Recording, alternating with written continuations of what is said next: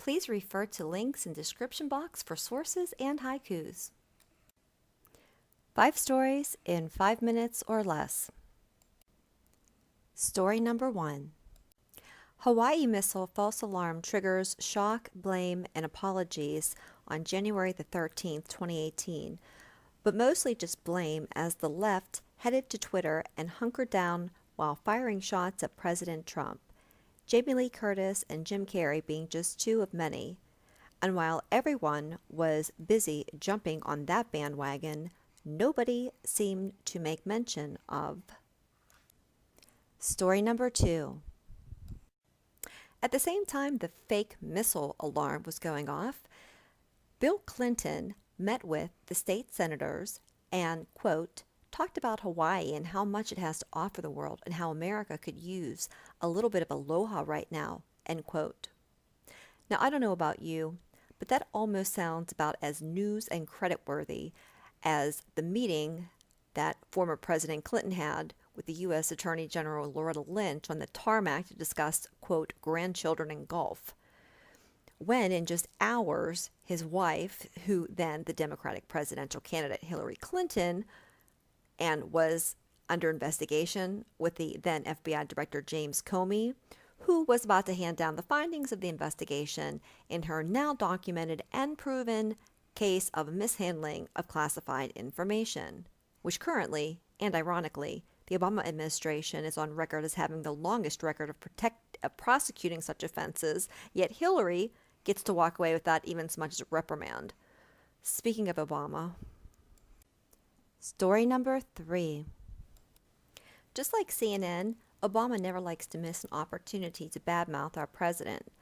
Of course, reports in the wake of the allegations of Trump referring to certain black nations as shithole countries. During a conversation with Dave Letterman, former President Obama quotes, "One of the things that Michelle figured out in some ways faster than I did was part of your ability to lead the country doesn't have to do with legislation, doesn't have to do with regulations. It has to do with your shaping attitudes, shaping culture, increasing awareness." Speaking of Michelle Obama and shaping culture, increasing awareness, she and Barry and their good friends Beyonce and Jay-Z shed some light on just what type of culture and awareness they would like, which we can all hear and learn from in the lyrics, which include, but are not limited to, "Who the fuck do you think I is? You ain't married to no average bitch boy. You can watch my fat ass twist boy as I bounce to the next dick boy. And keep your money, I got my own. Don't hurt yourself." She's reminding Jay that she can easily bounce to the next man. She's got the money, the confidence, and the power. And in case you're going to say, "But Anna, Beyonce's not Michelle." Well, according to Barry, they're 2 peas in a pod. Speaking of, story number 4.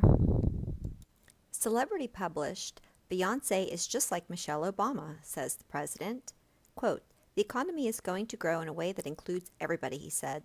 The applause grew stronger when he compared Beyonce's charisma to that of his wife Michelle's. He also said, "Jay knows what my life is like. We both have daughters, and our wives are more popular than we are." Speaking of Jay and basic bitches. Story number 5. Clinton was proud to have Beyonce and Jay-Z at her left and right side along her election campaign. Sure, it's easy to think Clinton is just faking liking them, but they seem to have a lot in common in some regards. Who knows? Maybe Jay-Z will consider running if Oprah doesn't pan out. Sure, he has a few bumps in his past that might come up, like that time he was arrested in New York City in December 1999 for stabbing that record executive in Manhattan at the nightclub, but his lawyers proved that he wasn't even there. MTV even said so. Well, that was until he released his book, Decoded, and admitted it 10 years later, quote, "Before I even realized what I was doing, I headed back over to him, but this time I was blacking out with anger. The next thing I knew, all hell had broken loose in the club." But never mind that. I mean, it's not like he has anything in his past like calling a shithole country a shithole.